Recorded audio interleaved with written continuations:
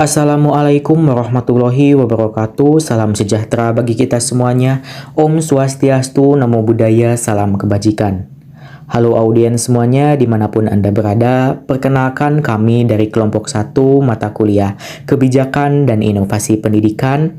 Pada kesempatan kali ini akan membahas suatu topik bahasan, yakni terkait dengan konsep dasar kebijakan. Adapun kami beranggotakan yang pertama ada Aulia Sifani dengan nomor induk mahasiswa 2003203. Kemudian selanjutnya ada Detia Eka Nurwanti Putri dengan nomor induk mahasiswa 2005863. Selanjutnya ada Ardelia Husnianing Tias dengan nomor induk mahasiswa 2008366. Selanjutnya ada Risma Utari dengan nomor induk mahasiswa 2008722. Dan yang terakhir adalah saya sendiri yakni Muhammad Ilham Firdaus dengan nomor induk mahasiswa 2008854. Untuk mengefektifkan waktu, mari kita langsung saja simak kepada pembahasan yang pertama yang akan disampaikan oleh Saudari Risma Utari. Nah, materi yang pertama yaitu menjelaskan tentang pengertian dari kebijakan. Kebijakan sendiri sering diartikan sebagai politik, aturan, program, keputusan, undang-undang, peraturan, ketentuan, kesepakatan, konvensi, dan juga rencana strategis. Nah, selain itu ada pun beberapa pengertian kebijakan menurut beberapa para ahli. Nah, yang pertama itu dikemukakan oleh Charlie Friedrich yang mengatakan bahwa kebijakan adalah suatu tindakan yang mengarah kepada tujuan seseorang ataupun tujuan kelompok ataupun tujuan dari pemerintah yang ada di dalam lingkungan tertentu yang sehubungan dengan adanya hambatan-hambatan tertentu seraya mencari peluang-peluang untuk mencapai tujuan ataupun untuk mewujudkan sasaran yang diinginkan. Nah, yang kedua ada menurut Anderson tahun 1979 yang mengatakan bahwa kebijakan ialah arah tindakan yang mempunyai maksud yang ditetapkan oleh suatu aktor ataupun sejumlah aktor dalam mengatasi suatu masalah ataupun persoalan yang ada. Nah, dapat disimpulkan bahwa kebijakan ialah suatu arahan ataupun rangkaian dari konsep dan juga asas yang menjadi pedoman dan juga yang menjadi dasar rencana dalam pelaksanaan suatu pekerjaan kepemimpinan dan cara bertindak untuk mencapai tujuan ataupun untuk mewujudkan sasaran yang diinginkan. Rekan-rekan semuanya, untuk pembahasan selanjutnya yaitu terkait dengan bahasan kebijakan publik. Materi kebijakan publik ini terbagi menjadi 2 subtopik bahasan. Yang pertama adalah terkait dengan pengertian kebijakan publik. Kemudian yang kedua adalah terkait dengan tahapan-tahapan dalam kebijakan publik. Mari kita beranjak kepada pembahasan yang pertama, yaitu terkait dengan pengertian kebijakan publik. Pendidikan seyogianya merupakan bagian dari aspek yang sangat penting dalam kehidupan manusia. Hal tersebut dilakukan untuk mengembangkan peradaban manusia menuju ke arah kemajuan dengan adanya pengembangan sumber daya manusia melalui pembinaan, pelatihan, serta kegiatan pembelajaran. Dalam pelaksanaan pendidikan tentunya memerlukan suatu asas pedoman atau panduan agar penyelenggaraannya dapat berjalan sesuai dengan tujuan yang diharapkan. Berdasarkan dengan hal ini, maka pemerintah sebagai otoritas publik yang mana pemerintah memiliki mandat untuk merumuskan suatu asas dasar atau pedoman yang kita sebut sebagai suatu kebijakan. Kebijakan yang berdampak kepada masyarakat secara luas inilah yang kemudian disebut dengan kebijakan publik.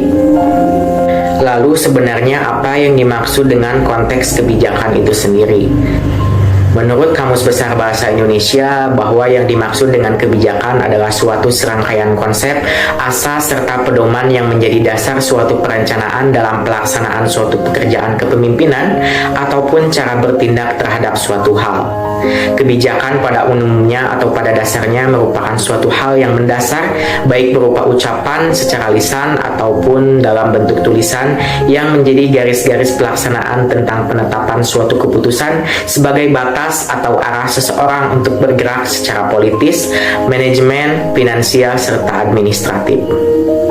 Dapat diketahui bahwa suatu kebijakan sejatinya harus dapat diperhitungkan, dipertimbangkan, serta dipikirkan secara matang, serta harus lebih teliti, cermat, dan dengan penuh kehati-hatian, karena suatu kebijakan pada dasarnya bukanlah merupakan suatu kegiatan yang dilakukan secara berulang dan rutin untuk dilakukan.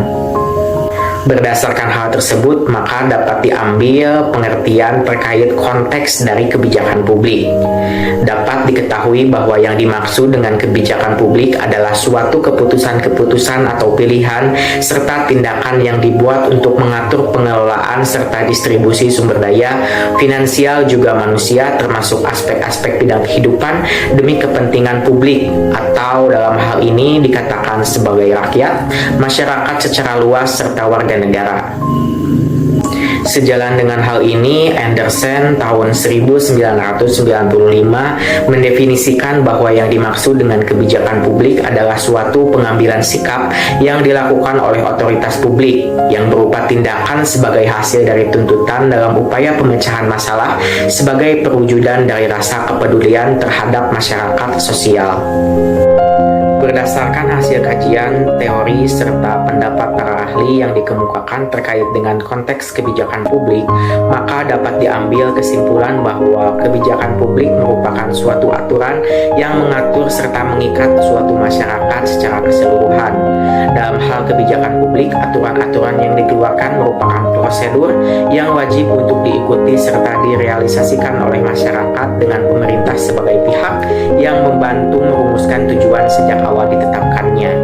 Jadi, jika dikaitkan dengan kebijakan pendidikan, maka kebijakan publik adalah dasar pelaksanaan dari kebijakan pendidikan, yang mana kebijakan pendidikan harus mengikuti kepada kebijakan publik yang telah ditetapkan pemerintah, seperti misalnya tentang penerapan suatu kurikulum dalam hal ini dalam proses pembelajaran di sekolah-sekolah yang ada di Indonesia.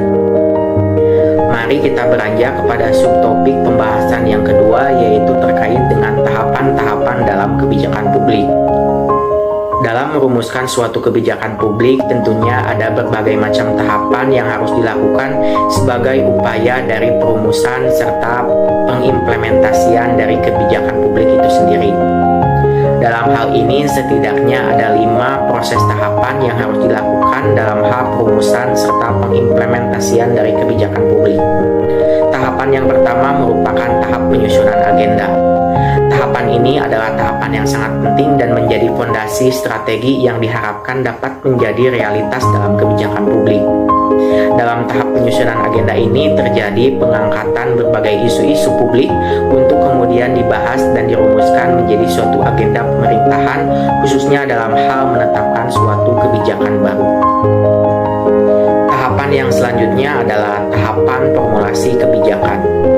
Pada tahapan ini merupakan tahap yang sangat penting selanjutnya, di mana terjadi pembahasan serta perundingan oleh para otoritas publik, yakni orang yang diberikan mandat dari publik atau masyarakat dan juga bertindak atas nama rakyat.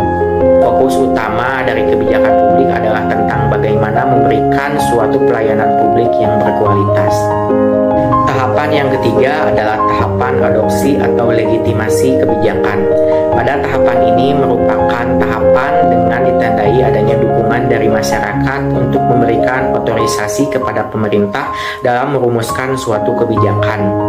Dalam hal ini, otorisasi yang diberikan harus berasaskan pada prinsip kedaulatan rakyat, yang mana rakyat memegang secara penuh tentang kebijakan tersebut apakah layak untuk ditetapkan ataukah tidak layak untuk ditetapkan. Tahapan yang keempat adalah tahapan implementasi kebijakan. Pada tahapan ini merupakan tahapan yang sangat penting dalam hal kebijakan publik. Hal tersebut dikarenakan pada tahapan ini adalah adanya penerapan dan pelaksanaan dari kebijakan tersebut yang telah ditetapkan. Nantinya suatu kebijakan akan diuji serta diamati apakah berjalan secara efektif dan efisien dalam mencapai tujuan-tujuan yang ingin dicapai serta tujuan tersebut telah ditetapkan sebelumnya. Atau malah sebaliknya, kebijakan tersebut tidak berjalan secara efektif dan efisien atau menimbulkan suatu permasalahan yang mengharuskan kebijakan tersebut harus dihapus atau dibatalkan untuk diimplementasikan. Tahapan yang kelima adalah tahapan yang terakhir, yakni terkait dengan evaluasi atau kebijakan penilaian. Pada tahapan ini adalah adanya pelaksanaan suatu kegiatan yang mana kegiatan tersebut menyangkut tentang bagaimana estimasi atau penilaian menyangkut substansi, implementasi, serta dampak yang ditimbulkan dari adanya kebijakan tersebut.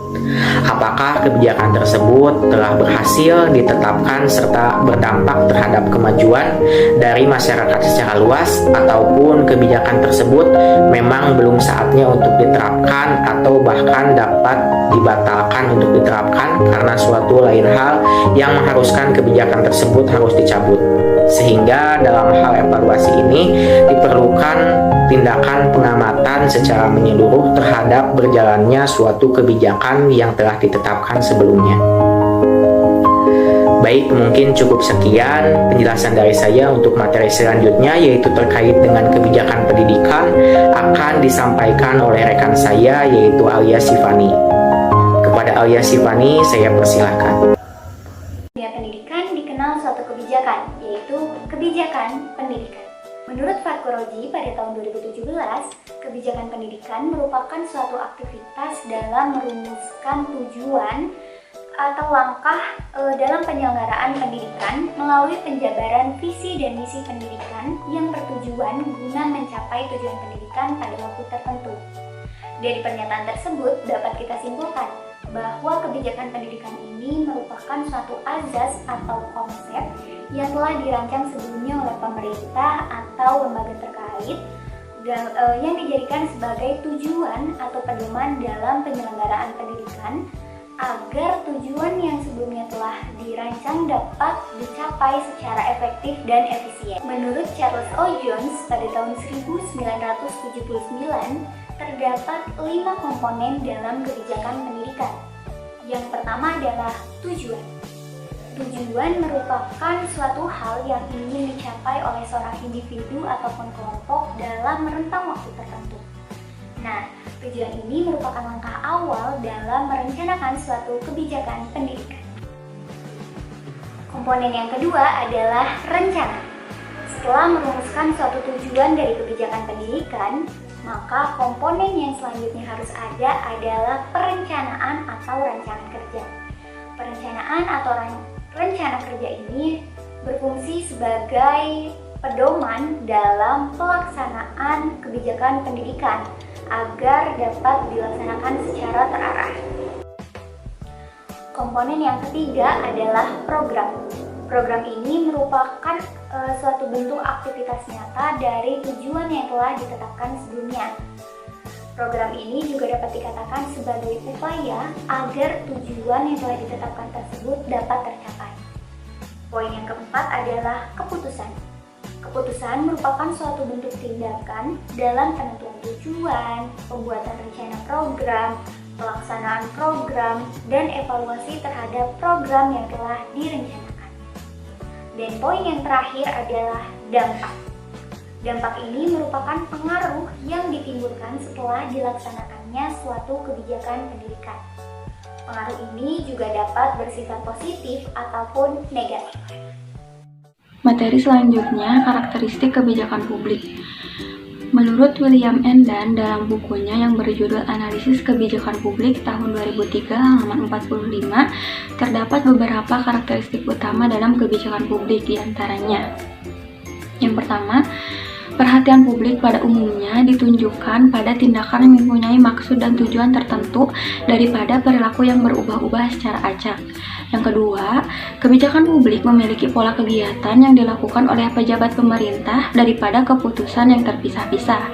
Yang ketiga, kebijakan publik merupakan apa yang sesungguhnya dikerjakan oleh pemerintah dalam mengatur perdagangan, mengontrol inflasi, atau menawarkan perumahan, bukan apa yang akan dikerjakan. Yang keempat, kebijakan publik dapat berbentuk positif maupun negatif. Secara positif, kebijakan melibatkan beberapa tindakan pemerintah yang jelas dalam menangani suatu permasalahan.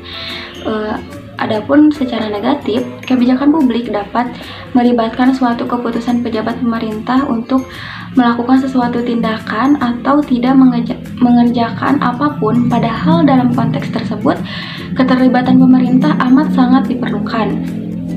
Dan yang terakhir, yang kelima, kebijakan publik tidak didasarkan pada tindakan yang bersifat memerintah. Jadi sama halnya dengan yang dikemukakan oleh Anderson dan kawan-kawan dalam Abidin tahun 2012 pada halaman 22-23 mengenai beberapa ciri dari kebijakan publik, yaitu sebagai berikut. Yang pertama, kebijakan publik adalah perilaku yang berorientasi pada tujuan.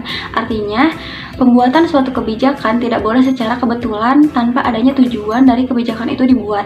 Yang kedua, kebijakan publik terdiri dari serangkaian tindakan, bukan terpisah, atau tindakan yang dilakukan oleh pejabat pemerintah. Artinya, suatu kebijakan tidak berdiri sendiri, terpisah dari kebijakan yang lain, namun berkaitan dengan berbagai kebijakan dalam masyarakat dan berorientasi pada implementasi dan penegakan hukum.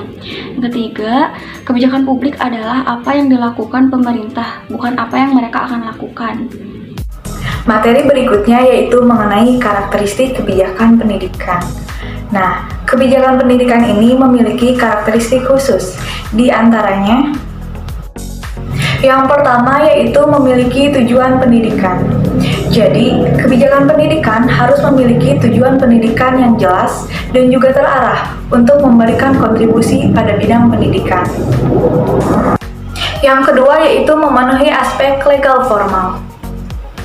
Kebijakan pendidikan perlu adanya pemenuhan atas prasyarat agar bisa diakui secara sah. Yang ketiga, memiliki konsep operasional. Kebijakan pendidikan sebagai sebuah panduan umum tentunya harus memiliki manfaat operasional agar dapat diimplementasikan untuk memperjelas pencapaian tujuan pendidikan.